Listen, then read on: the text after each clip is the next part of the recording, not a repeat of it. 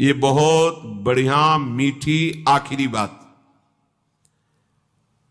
ये जीवन की साधना का फल अभी इसी क्षण बिना साधना के मुक्त हो, अगर ये बात समझ में आ जाए। जो हम सुख चाहते हैं तो जहां सुख नहीं है वहां ढूंढ रहे हैं, इसीलिए आज तक नहीं मिला, सब अशांत है।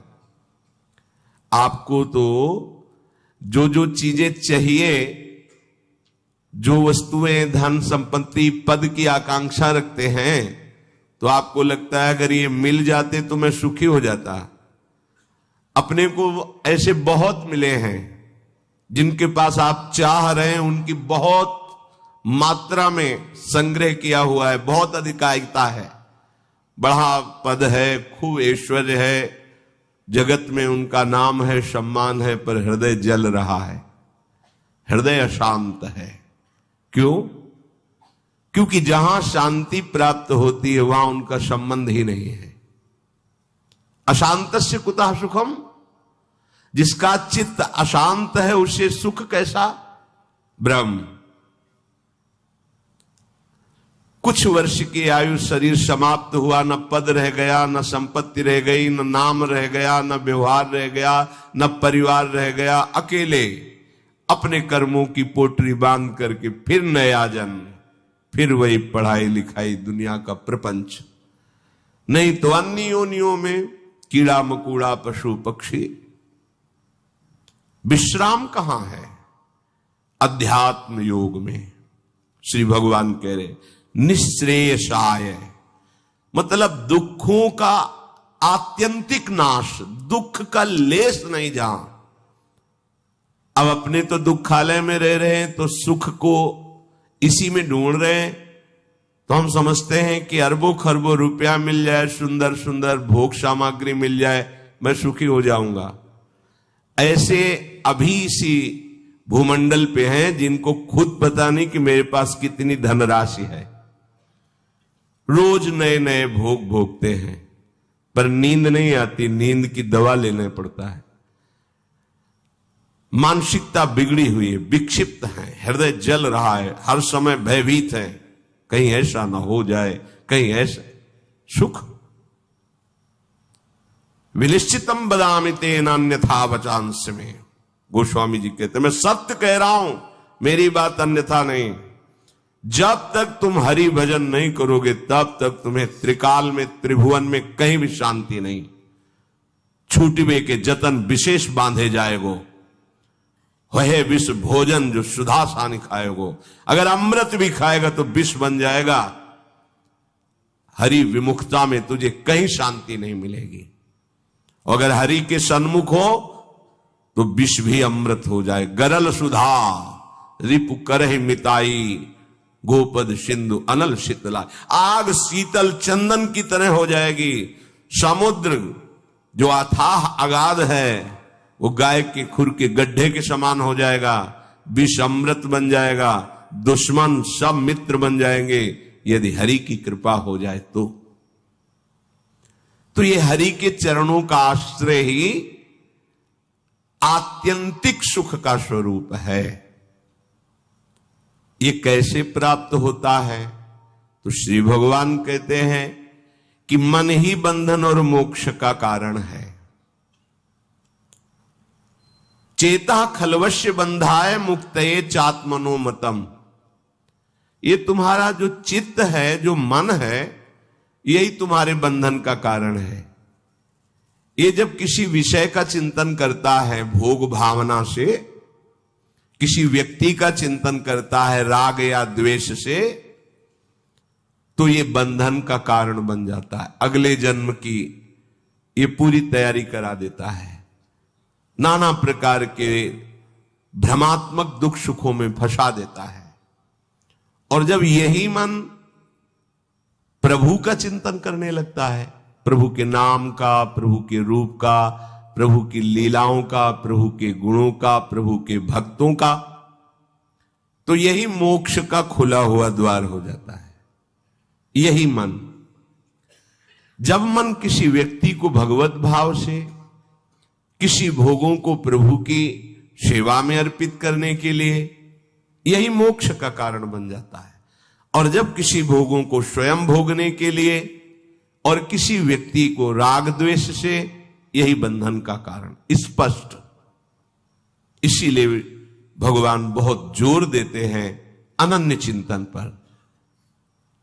तुम्हारा चिंतन भगवत भाव से निरंतर चलता रहे तो जितनी श्वासें हैं वो प्रभु को अर्पित कर देने का फल होगा, प्रभु के समीप पहुंच जाना। ये तो बहुत कठिन है। मन को संसार के चिंतन से हटा करके प्रभु के चिंतन में लगाना, ये तो बहुत कठिन है, क्योंकि हमारी आसक्ति हो गई है शरीर में, शरीर संबंधियों में, भोगों में, पद प्रतिष्ठा में। बड़ा सुख लगता है जब हमारा यश, हमारी प्रतिष्ठा, हमारा मान, हमारा ऐश्वर्य, हमारा संबंध ये बहुतायत में दिखाई देता है तो अहंकार को बड़ा सुख मिलता है। यही दुख में फंसने का मूल कारण है और संसार में यही उद्देश्य रखा जाता है। देखो ना ब्रह्म, जो हमारे दुख का मूल कारण है वही हम उद्देश्य लिए घूम रहे हैं, तो सुख कैसे मिलेगा? धतूरा बोओगे तो विषय खाने को मिलेगा ना, अमृत तो नहीं मिल जाएगा। अगर धतूरे में एक जीवन नष्ट करने के सामर्थ्य है तो मान, प्रतिष्ठा, प्रशंसा, भोग, भावना ये कई जन्म नष्ट करने की सामर्थ्य रखता है। बुद्धि हमारी भ्रमित है, इसलिए हम समझ नहीं पा रहे। विष तो एक जन्म मारता है, विषय देखो ना, जब से सृष्टि हुई आज तक मार ही तो रहा है। मरते मरते थक गए, मरना नहीं मिटा, फिर मरना पड़ेगा। अरे अब तो ऐसा मरो कि अब जन्मना न पड़े, मृत्यु महोत्सव हो जाए। तो हे प्रभु, ये आसक्ति हमारी हो गई है शरीर में, शरीर संबंधियों में, भोगों में। तो जहां हमारी आसक्ति होती वहीं हमारा मन चित्त चिंतन करता है। और आप कह रहे हैं कि अगर मन चिंतन करे निरंतर प्रभु का तो मुक्त है, जीवन मुक्त है। अभी कैसे हो सकता है ऐसा? तो श्री भगवान ने कहा, प्रसंगमजरम पाशमात्मनः कवयो विदुः स एव साधु सुकृतो मोक्ष द्वारमपावृतम। खुला हुआ मोक्ष का द्वार खुल गया। क्या? जो तुम्हारी शरीर में आसक्ति है, शरीर के रिश्ते नाते संबंधियों में आसक्ति है, भोगों में आसक्ति है, वही नरक का खुला हुआ द्वार है। कैसे? त्रिविधम नरकस्येदम द्वारम नाशन मात्मना कामः क्रोधा तथा लोभा तस्मादेत्रयम त्यजेत। जब तुम शरीर भाव से होते हो तभी तुम्हें काम वेदना सताती है। काम में बाधा पड़ने पर क्रोध का जागरण होता है, क्रोध ही नाश का स्वरूप बन जाता है। क्रोध हमारी स्मृति का नाश करता है, स्मृति से बुद्धि नष्ट हो जाती, बुद्धि नाश ही सर्वनाश हो जाता है। काम, क्रोध और लोभ ये नरक के खुले हुए द्वार है। अगर यही आसक्ति प्रभु के प्रेमी महात्मा के चरणों में हो जाए तो कह रहे हैं मोक्ष द्वारम अपावृतम, खुल गया मोक्ष का द्वार। अब बस केवल प्रवेश करना है, अर्थात उनकी आज्ञा का पालन करना है। जो आसक्ति शरीर में, भोगों में, संबंधियों में है, यदि वो श्री भगवान के प्रेमी महात्मा सदगुरुदेव के चरणों में हो जाए तो मोक्ष का खुला हुआ द्वार है। अजात शत्रुभाव, अगर एक भी व्यक्ति के प्रति शत्रु भाव रहेगा तो यहां लौट के आना पड़ेगा। एक भी व्यक्ति से आसक्ति हो गई तो लौट के आना पड़ेगा। मृग के बच्चे से हुई मृग बन गए, पुरंजनी से हुई पुरंजनी बन गए। हमारी ऐसी भगवत भावना बढ़े कि पूरी सृष्टि में कोई एक भी शत्रु ना हो। जो तुमसे द्वेष करे उसको प्रणाम करो। यदि भगवत प्राप्ति के मार्ग में बढ़ रहे हो, जो तुमसे ना बोले उससे तुम कभी भी रूठो मत, सामने पड़े तो राधे राधे श्री हरिवंश। कभी ऐसा नहीं कि ये तो दुष्ट है मैं गाली देता, नहीं नहीं, हमारा प्रभु ही हमारे हृदय को मजबूत करने के लिए ऐसा स्वांग रच रहा है। सच्ची मानना, भगवान अपने भक्त को समर्थ बनाने के लिए लीला करते हैं, वही है, कोई दुष्ट नहीं है। किसकी सामर्थ्य है कि प्रभु के पार्षद को गाली दे दे, प्रभु के पार्षद को पीट दे, प्रभु के पार्षद की अवहेलना कर दे? ये भगवान इसीलिए करवाते हैं कि तुम समर्थ बनो, द्वंद्वों को परास्त करो, ना कि द्वंद्वों से परास्त हो जाओ। तुम मेरे सेवक कहलाकर द्वंद्वों से परास्त हो जाओगे तो ठीक नहीं है। ए भगवान का भक्त, जरा सी बात में देखो विकल हो, नहीं। कोई भी भगवान का प्रेमी महात्मा ऐसा चरित्र नहीं पाया गया कि कभी किसी भी परिस्थिति में व्यथित हो गया है। नहीं, यम ही न व्यथ्यन्ते ते पुरुषम पुरुषर्षभ सम दुखा सुखाधीरम स्वमृतत्वाय कल्पते। जो सुख दुख में समान किसी भी परिस्थिति में हृदय व्यथित नहीं हुआ, हर समय राधा राधा राधा परम पद उसके चरणों में लौटता है, वही परम पद का अधिकारी है। अजात शत्रवहा, तुम्हारा कोई एक भी शत्रु नहीं होना चाहिए, क्योंकि भगवान कहते संतों का एक भी शत्रु नहीं होता। अपना मन ही शत्रु है, कोई और बाहर शत्रु नहीं। जब तक आप अपने मन को प्रभु के चरणों में नहीं लगाते, तब तक ये जाल फैलाता रहता है। एक को मित्र बनाएगा, एक को शत्रु बना लेगा, एक में राग कर लेगा, एक में द्वेष कर लेगा और हमारे नए जन्म की व्यवस्था कर देगा। ये मन ही हमारा शत्रु है जब तक वश में नहीं होता। ये मन ही हमारी दुर्गति का कारण है जब तक ये प्रभु में नहीं लगता। प्रभु में लग जाए, वश में हो जाए तो इससे बड़ा कोई मित्र नहीं। मन ही श्री कृष्णाकार होकर भगवत साक्षात्कार करा देता है। अजात शत्रवा, कोई भी एक हमारे द्वेष का पात्र न हो। अद्वेष्टा सर्वभूतानाम, समस्त भूतों में द्वेष रहित, दोष बुद्धि रहित हमारे हृदय की स्थिति होनी चाहिए, क्योंकि संतों की ऐसी होती है। शांताहा, किसी भी परिस्थिति में कोई तुम्हें अशांत न कर पावे, ना अंदर की वृत्ति ना बाहर का व्यक्ति। ऐसी शांति तभी मिलेगी जब चित्त प्रियाजू के चरणों के चिंतन में होगा, उनके नाम के चिंतन में होगा, क्योंकि भगवत प्रेमी महात्मा शांत रहते हैं। शांताहा साधवा साधुभूषण। आप राग द्वेष में विचरेंगे, निंदा स्तुति करेंगे, मान अपमान में सुखी दुखी होंगे तो अनन्य भक्ति कब धारण करेंगे?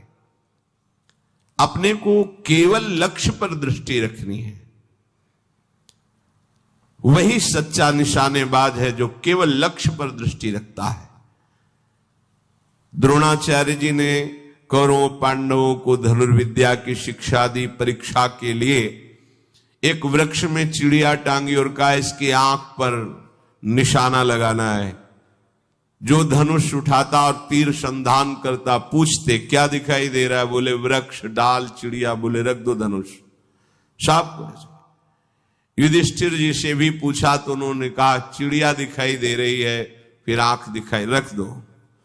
अर्जुन से कहा क्या दिखाई दे रहा है? बोले गुरुदेव केवल आंख।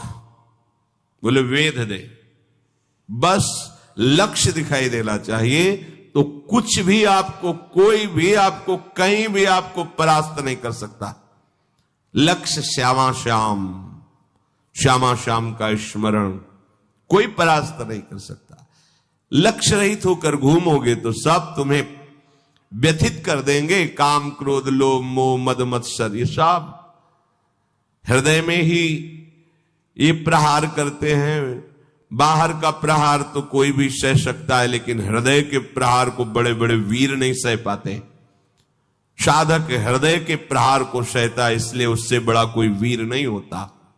सबसे बड़ा सुभट साधु होता है जो काम क्रोध आदि के वार को हंसते हुए सह कर भगवान की तरफ बढ़ता है, जो विश्व में विश्व विजेता धनुर्विद्या के प्रकांड ज्ञानी युद्ध क्षेत्र में सदैव विजय प्राप्त करने वाले रहे, वो भी घुटने टेक दिए काम क्रोध के आगे। लेकिन साधु अहंकार रहित होकर पूरे जीवन इनसे युद्ध करता हुआ आगे बढ़ जाता है। इसीलिए सा जयति जयति जग उच्चरे, पूरा संसार ब्रह्मा जी तक उसे नमस्कार करते हैं। ये विजय तभी हो सकती जब लक्ष्य चिंतन में रहे। श्यामा श्याम मई अनन्येन भावेन भक्तिम कुर्वन्ति दृढ़ाम, अनन्य भाव अपने प्यारी जू के चरणों में। दृढ़ाम, कोई भी परिस्थिति या कोई भी प्रलोभन हमें हमारी श्री जी से हटा ना सके, इसे दृढ़ाम कहते हैं। दृढ़, प्राण ही तो जाएंगे, बहुत बार गए हैं, बहुत बार मरा हूं, अब एक बार श्री जी के लिए प्राण समर्पित करता हूं। चाहे जितना भयानक कष्ट दिया जाए, अपनी प्यारी जू से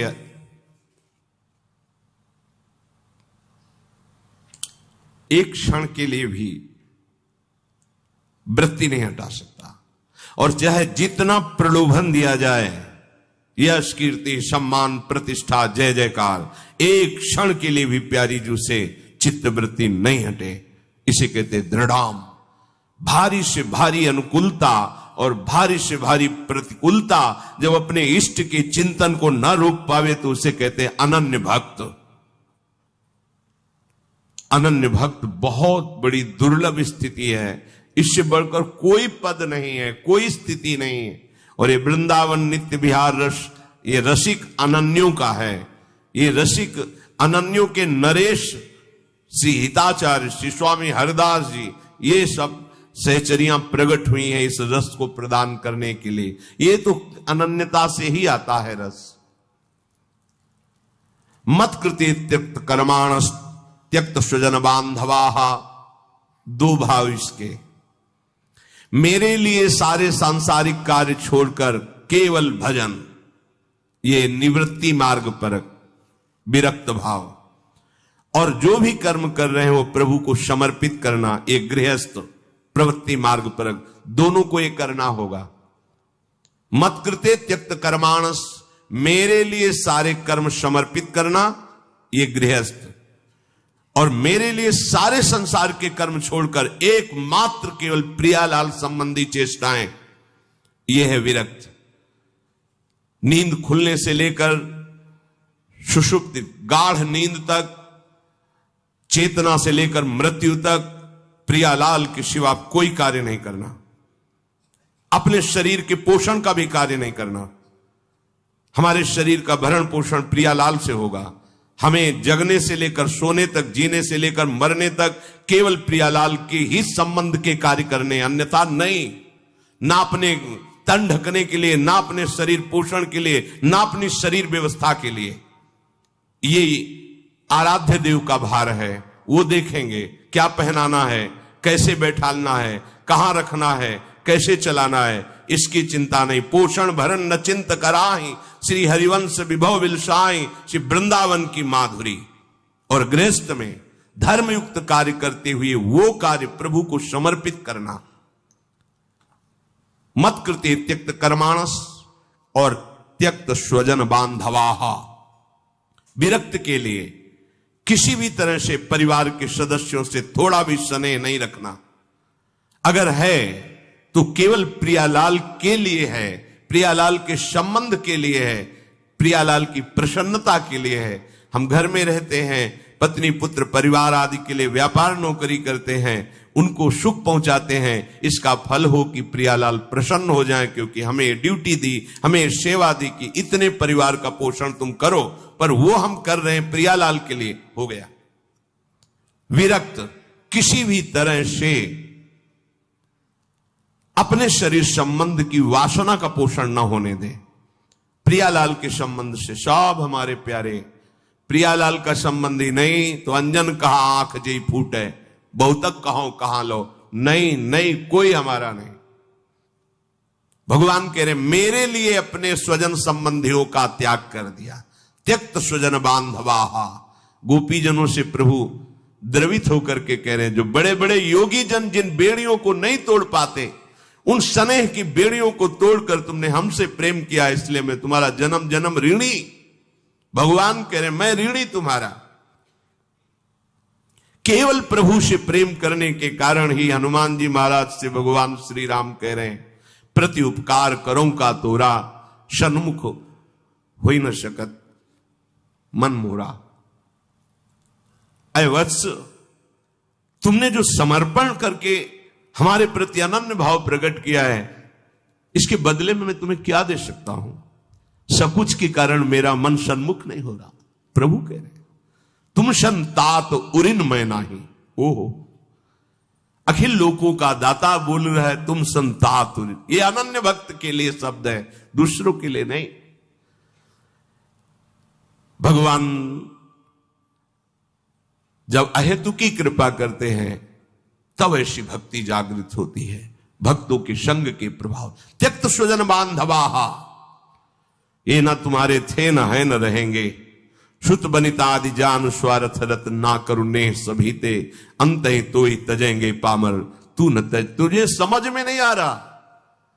अरे जिंदगी में लाखों का मेला जुड़ा, हंसा जब जब उड़ा तो अकेला उड़ा, कोई तेरे साथ नहीं होगा। तेरा सच्चा साथी हरि तेरे साथ होगा, पर उस साथी से तो तुमने कभी प्यार ही नहीं किया, कभी उसको सुमिरन ही नहीं किया, तो फिर भोगना पड़ेगा। बहुत बड़ा प्रपंच है ये माया का। त्यक्त स्वजन बांधवाहा, चाहे गृहस्थ में हो चाहे विरक्त में हो। गृहस्थ में हो तो वो प्रभु के जन है, उनकी सेवा का फल प्रभु की प्रसन्नता। विरक्त में हो बिल्कुल किसी तरह से कोई संबंध नहीं, केवल प्रियालाल के संबंध से ही संबंध है। नाते नेह राम के मनियत, सुहद सुसेव्य जहालो। मदाश्रय, केवल मेरे आश्रित रहे। ये बहुत बढ़िया मीठी आखिरी बात। ये जीवन की साधना का फल, ये शब्द मदाश्रया इतना मीठा है, इतना शांति है, इतना आनंद है, बस इसी को समझ नहीं पा रहे तो परेशान हो रहे हैं। हमारा मन नहीं लगता, हमसे ये नहीं होता, हमसे वो नहीं होता। तुम्ही से तो ना, तो तुम छोड़ो अपने को। मदाश्रया, ऐसे हो जाओ प्रभु के आश्रित। पता नहीं कल्याण हो कि ना हो, जो हो रहा है वो भी छूट जाएगा, पता नहीं कौन सी गति हो। तो संशयात्मा विनश्यति, इस पर शास्त्र सब कुछ वर्णन करते। तुम्हें प्रभु पे भरोसा नहीं है? प्रभु का आश्रय ये पूरे जीवन में इसी ने चलाया है, मदाश्रया ने, इसी ने पोषण किया है, और यही हमें बेपरवाह रखा है ना प्रभु? मदाश्रया, प्रभु का कोई साथी नहीं है, कोई साथी नहीं। एकमात्र श्री हरि, एकमात्र प्रियाजू। आश्रय, ये बहुत अमृत शब्द है, समझ में केवल आ जाए। अभी इसी क्षण बिना साधना के मुक्त हो, अगर ये बात समझ में आ जाए। पर अभी तो समझ में आ सकती कुछ मिनट के लिए, क्योंकि यहां का वायुमंडल है मदाश्रया का।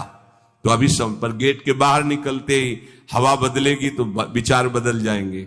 मदाश्रया, ये गुरु कृपा से आई हुई भारी विपत्ति, प्रतिकूलता, असाध्य रोग, अपमान, निंदा, ये सहयोगी होते मदाश्रया के लिए।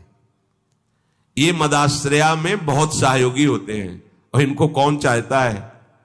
इसलिए मदाश्रया नहीं हो पाता। वो हम के आश्रित रहता है। साधना का आश्रय ले सकता है, क्रियाओं का आश्रय ले सकता है, व्यक्ति का आश्रय ले सकता है, लेकिन मदाश्रया भगवद आश्रित।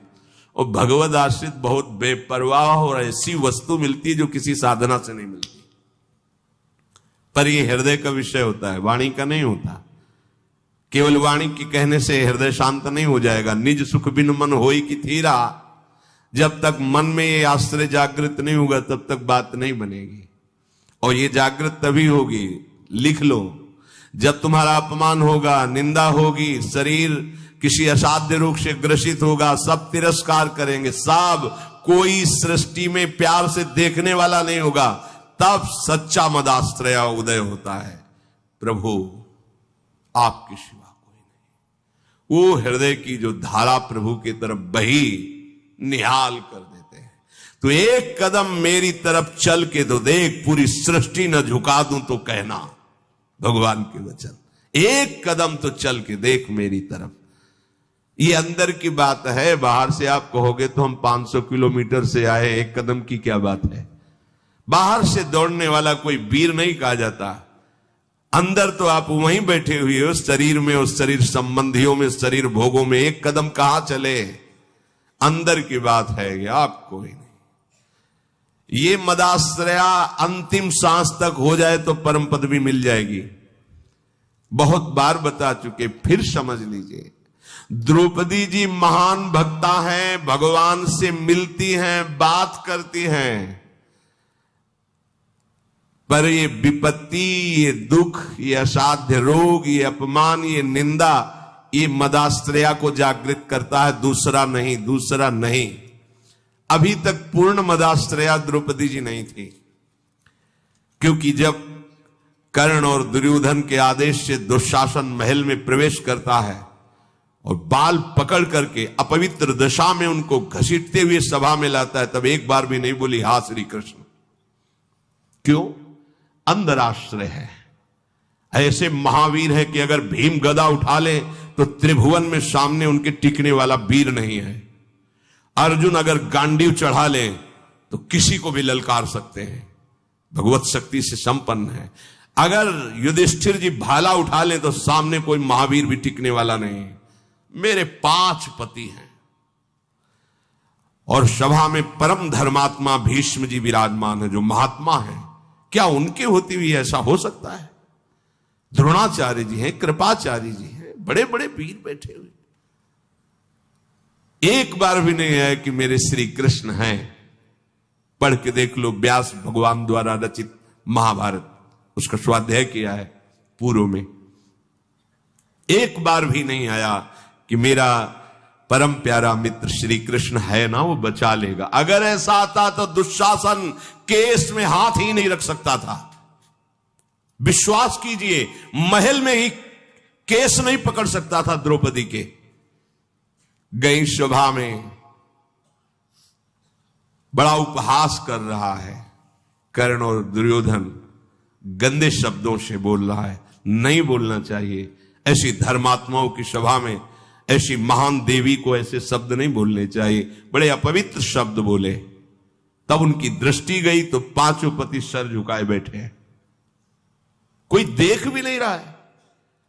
कृपाचार्य, द्रोणाचार्य सदगुरु हैं, पिता की तरह हैं, कोई नहीं बोल रहा। भीष्म जी की तरफ देखा और कहा, मैं केवल इतना पूछना चाहती हूं कि क्या केवल महाराज युधिष्ठिर को अधिकार है मुझे हारने का? क्या यह धर्म है? अगर है तो आप केवल बोल दीजिए, मैं सब कुछ सह जाऊंगी। अगर धर्म नहीं तो मैं समर्थ हूं, हर एक को दंड देने में समर्थ हूं। कान में लग करके गांधारी जी ने बाद में कहा था धृतराष्ट्र से कि होश में हो जा, पूरी सभा को भस्म करने की सामर्थ्य द्रौपदी रखती है, क्योंकि वो महान देवी कोई साधारण मां के गर्भ से पैदा हुई नहीं, यज्ञ से प्रकट हुई है। कहां कोई बात सुनने वाला? खींच रहा है दुशासन, 10,000 हाथियों का बल रखता है। द्रौपदी जी हाथ से पकड़े हुए साड़ी, थक गई। सोचा आप क्या, अभी मदाश्रया नहीं जागृत हुआ, एक बार भी कृष्ण याद नहीं आए, दांत से पकड़ लिया। अब लगा कि अब की बार के झटके में दांत से भी छूट जाएगी। स्वयं छोड़ दिया और कहा, हे गोविंद द्वारिकावासी कृष्ण। सेकंड नहीं लगा, भगवान का वस्त्रावतार हो गया। मदाश्रया सीधे भगवत प्राप्ति। कोई भी कहीं भी कैसे भी मदाश्रया के लिए शर्त नहीं है कि आप किस जन्म, किस कुल में, किस क्या कुछ, कहीं भी हो, कोई भी हो, कैसे भी हो, भगवत प्राप्ति के लिए सिद्ध बात है भगवान का आश्रय। अब जीव आश्रय लेना भी नहीं जानता। इसीलिए सत्संग भगवान देते हैं, साधु महात्माओं का संग देते हैं, जिससे तुम्हारी बुद्धि पवित्र हो और तुम भगवान का आश्रय लो। जो संत जन होते हैं वो मदाश्रयाहा, भगवदाश्रय, ऐसे चमत्कार जीवन में प्रकट होते हैं जो भगवदाश्रित तपस्या और साधन, ये सब एक तरफ, ये बीच में ऐसे रकील खींचिए, एक तरफ मदाश्रया और एक तरफ जिस क्षण आश्रय लिया उसी क्षण से आपकी समानता करने वाला कोई नहीं रह गया। बार बार समझाने के लिए कहते हैं, जैसे बाली वैसे ही सुग्रीव, इतना भी अंतर नहीं, ना आचरण में ना बल में, किसी भी बहुत समान भाई थे दोनों। और रूप भी बाली और सुग्रीव को खड़ा कर दे तो भगवान भी पहचानने में, तभी माला पहनाया था भगवान ने, एकदम एक रूप, एक बल, एक स्वभाव, एक गुण, दोनों ऐसे भाई थे। जब भगवान ने बाण मारा, सामने देखा कोटि कंदर्प दमनी मर्यादा पुरुषोत्तम भगवान, गंभीर मुद्रा, तो हृदय में तो महान प्रीति है, बड़ा प्रसन्न है कि वैसे तो मैं इस लायक ही नहीं था, जो योगियों के ध्यान में नहीं आते हमारे सामने खड़े हैं, पर थोड़ा इनसे बात भी तो कर ले। तो कहा, प्रभु सुन रखा है कि आप समदर्शी हो, पर आज आपकी समदर्शिता दिखाई नहीं दे रही, पक्षपात दिखाई दे रहा है। मेरा भाई है, पता नहीं आप जानते हैं पूर्ण रूप से कि नहीं, पर मैं जानता हूं क्योंकि साथ ही खेला हूं। मेरे आचरणों से उसके कम आचरण नहीं है, जैसा मैं वैसे ही मेरा भाई, मैं जानता हूं। पर ये क्या, एक का पक्षपात लेके छुप के हमारे